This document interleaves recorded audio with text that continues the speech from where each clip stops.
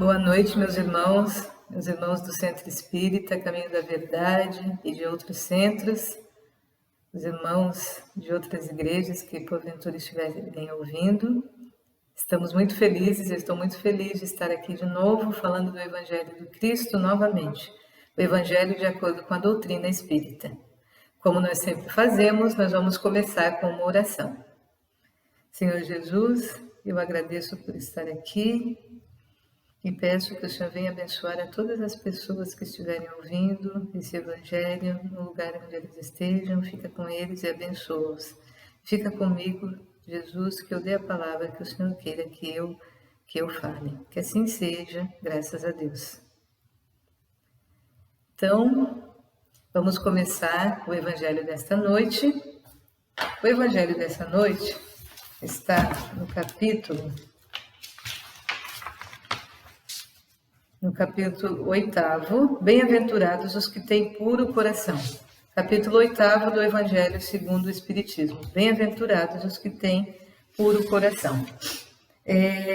Tem vários capítulos aqui da Bíblia que eles se apoiam, né? Mas o principal é o primeiro que fala: bem-aventurados os que têm puro coração, porque verão a Deus. São palavras de Mateus, o Evangelho de Mateus, capítulo 5, versículo 8, no famoso Sermão do Monte. Quando a gente pergunta o que será que é pureza de coração, o que será que é ter o coração puro? Para nós sempre temos aquela impressão de pureza exterior, de roupas brancas, pessoas limpas, né? Mesmo quando a gente pensa no plano espiritual, a gente pensa num lugar muito limpo, muito branco, muito aquela limpeza exterior. O Evangelho aqui, o nosso capítulo aqui do Evangelho aqui, ele fala que a pureza de coração é inseparável da simplicidade e da humildade. A pureza exclui todo pensamento de egoísmo e de orgulho. Então, nós vemos que a pureza é uma qualidade do coração e não exatamente uma qualidade externa. É claro, é óbvio que a limpeza exterior é muito importante, a questão de higiene, a questão de saúde, a questão de bem-estar, a questão até de bem-estar psicológico, psíquico. Mas a pureza que Cristo falava, esses puros de coração, porque verão a Deus, era uma pureza interna, a gente consegue entender isso. Aos judeus contemporâneos, que viviam na época de Cristo, contemporâneos de Cristo, eles também associavam muito a pureza de coração à pureza externa. Eles também faziam essa ligação. No Evangelho de Lucas, então, está um dos outros textos que nós vamos ver, que nós vemos que no Evangelho de Lucas, capítulo 11, dos versículos 37 a 40, está escrito: enquanto ele falava, um fariseu pediu-lhe que almoçasse na sua casa. Jesus, indo lá, pôs-se à mesa. O fariseu, então, começou a dizer consigo mesmo: por que ele não lavou as mãos antes do jantar? Mas o Senhor lhe disse: vós outros, fariseus, tendes grande cuidado em limpar o exterior do copo e do prato, mas o interior está cheio de rapinas e de iniquidade. Insensato que sois! Aquele que fez o exterior não fez também o que está por dentro? Então, o que acontece naquela época? Nós temos que contextualizar. O Livro dos Espíritos fala que os judeus tinham negligenciado os verdadeiros mandamentos de Deus para se apegarem às práticas de regras estabelecidas pelo homem, as quais transformavam em questão de consciência. Então, eles estavam transformando as regras que eram questão simplesmente de higiene, questões exteriores com as questões interiores. É porque naquela época também a religião não era separada do Estado. Não existiam leis, não existia a separação do Estado com a igreja como existe agora. Então, as leis que Moisés deu no começo daquele povo, quando eles tinham saído do Egito, aquelas leis que foram se incorporando umas às outras, primeiro leis espirituais, depois leis civis, depois as leis de convivência, e essas que são leis, essas são leis de higiene, até regras para se viver em sociedade, eles colocaram tudo numa questão só. Então, para eles, lavar as mãos, se banhar antes de comer, era questão também espiritual. Um homem que não se lavasse, que não tivesse esse cuidado, dava a impressão de um homem que não estivesse obedecendo a lei de Moisés, não está obedecendo é como se a gente falasse, não está obedecendo a Bíblia. Para eles aquilo era tudo. E aquele homem que convidou Jesus para almoçar na casa dele começou a julgá-lo. Imagine, ele deve ter ouvido falar que Cristo, que Jesus seria o Cristo, o Messias prometido. E ele, com toda boa vontade, convidou Jesus a ir comer na casa dele, jantar na casa dele.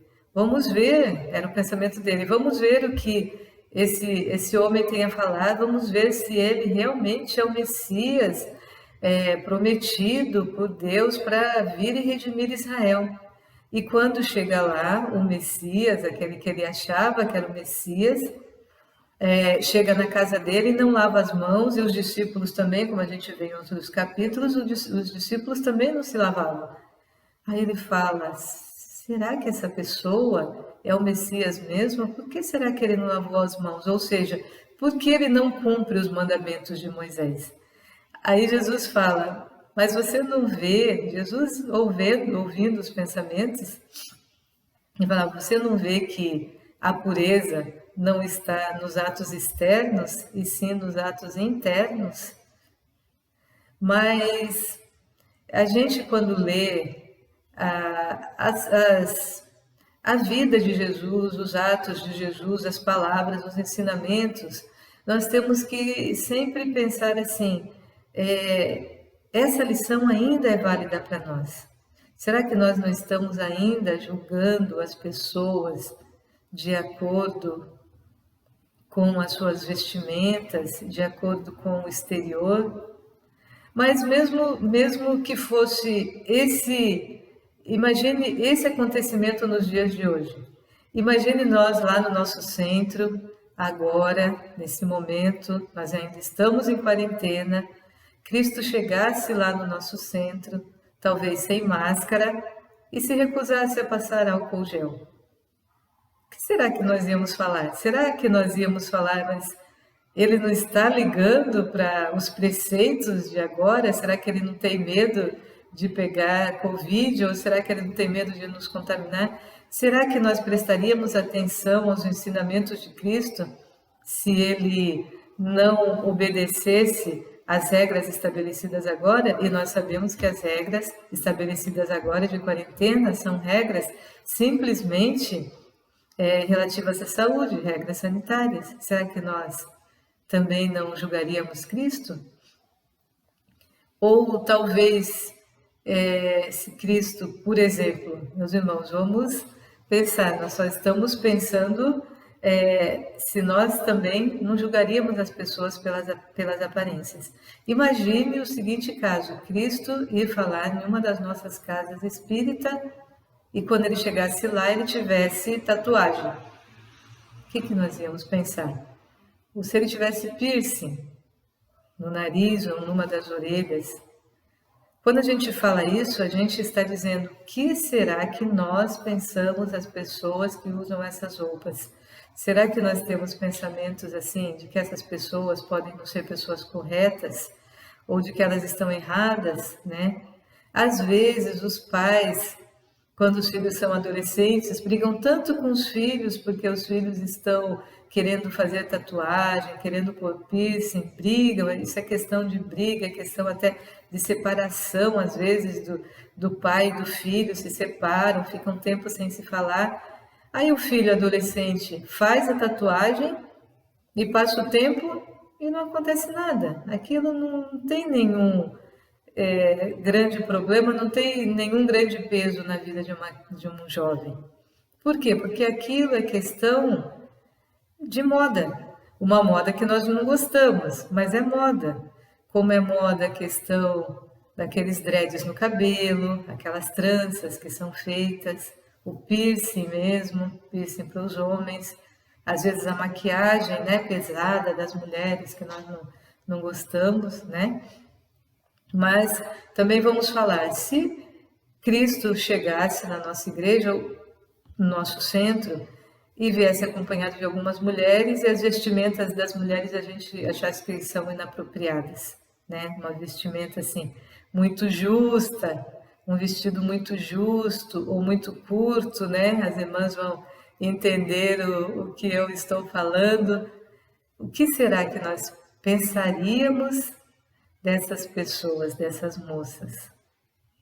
Tem uma máxima que fala que todo julgamento é uma sentença, ou todo julgamento é uma condenação, ou todo julgamento é uma confissão. O que quer dizer isso?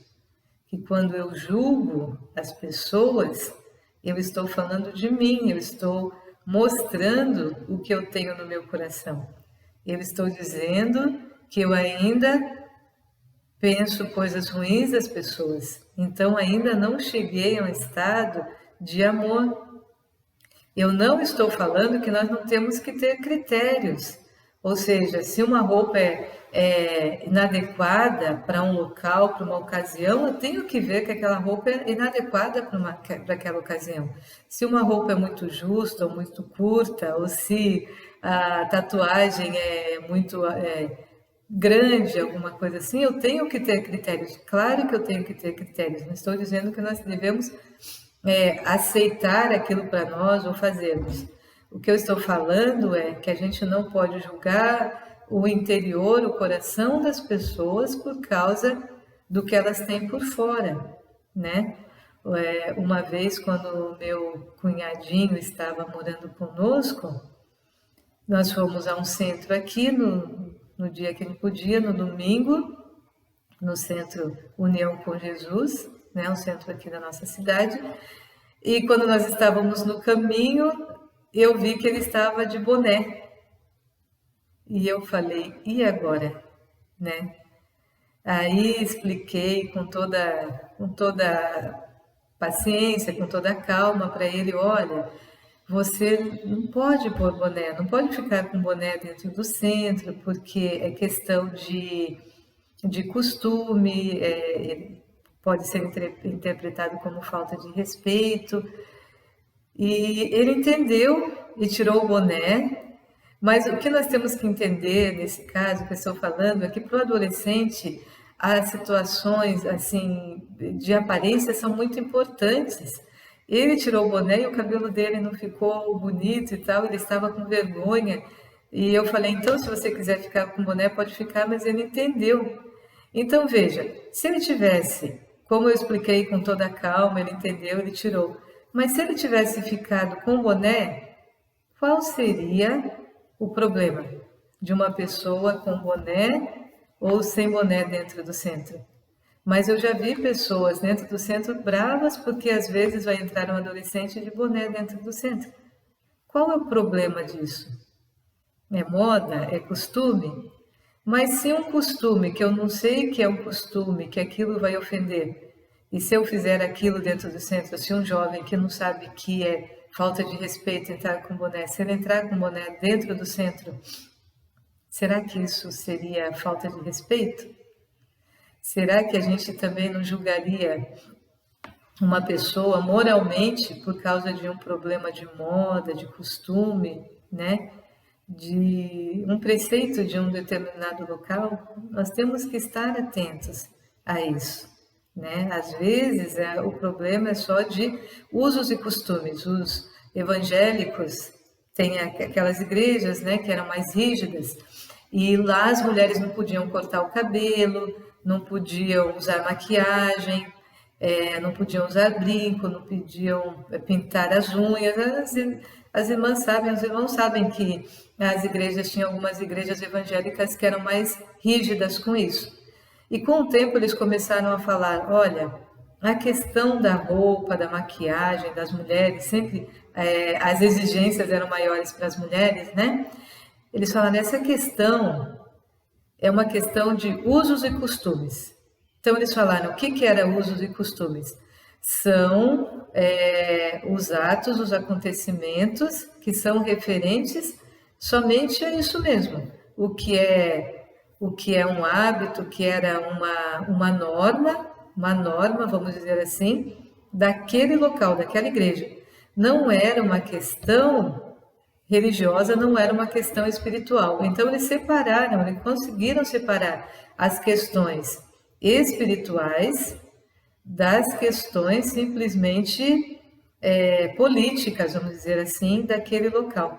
E é isso que nós temos que fazer também, temos que separar, entender direitinho o que é um hábito, que é uma questão cultural, que é uma questão da nossa sociedade, do que é uma questão religiosa e moral. Nós não temos aquele excesso, vamos dizer assim, de zelo, né? Aquele excesso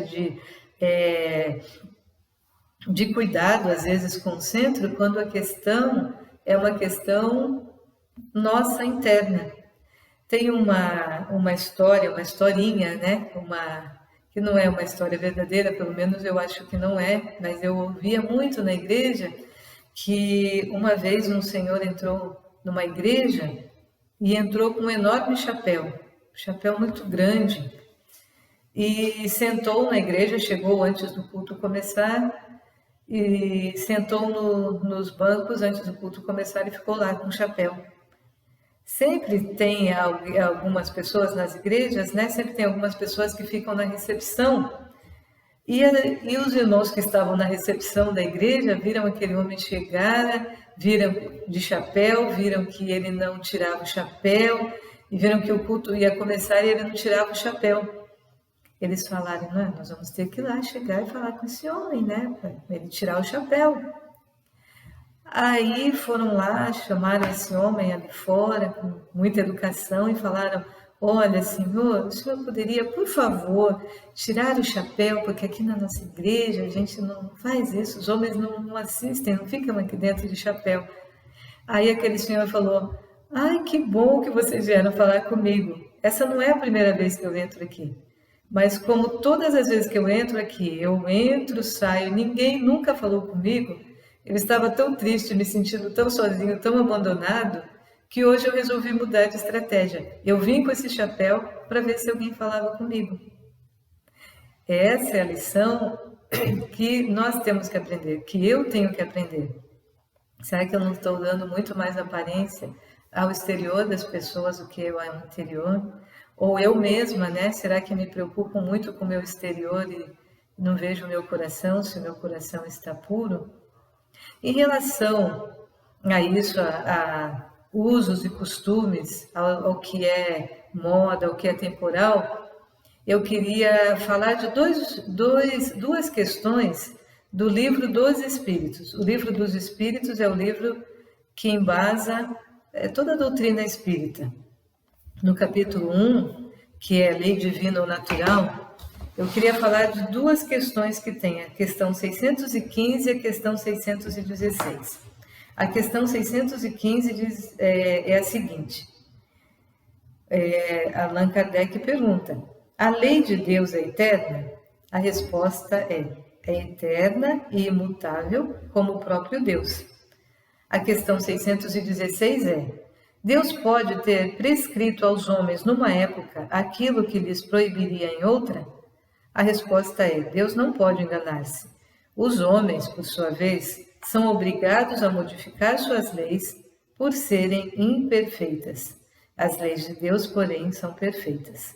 O que eu queria deixar claro a pergunta, Deus pode ter prescrito aos homens numa época aquilo que proibiria em outra? Então, essa tem que ser a nossa pergunta sempre. Será que o que eu estou dizendo que agora é errado, será que numa época já foi certo? Porque se numa época foi certo e não era pecado, agora não é também. As nossas leis mudam, as nossas leis vão mudando, a lei de Deus é imutável. E a lei de Deus fala sempre no amor, no respeito para as pessoas. Então, finalizando essa lição de hoje, eu só queria deixar o que fala o nosso finalzinho aqui da nossa lição do Evangelho de hoje, que fala que todos nós estamos em uma religião para nos melhorar, né? Fala que o objetivo da religião é conduzir o homem a Deus. O homem, ou a pessoa, ou o ser humano, contextualizando, né? O homem só chega até Deus quando está perfeito. Portanto, toda religião que não torna o homem melhor não atinge o objetivo. Aqui fala no nosso compromisso como religião, enquanto religião. Por que a nossa religião? Por que enquanto religião? Porque nós carregamos a religião. Os profitentes de uma doutrina que carregam a religião. E nós temos que tomar cuidado com o exagero, né? Estamos tão preocupados com a forma, com o exterior, com o que é externo, que nós esquecemos da pessoa do interior, do ser humano, dos problemas que ela tem, dos problemas que ela pode estar carregando. Que nós nunca julguemos, principalmente dentro do nosso centro, uma pessoa ou pessoas pelo exterior, porque elas podem estar tão necessitadas de uma palavra e a gente vai julgar, não vai querer falar, que a pessoa vai se sentir triste.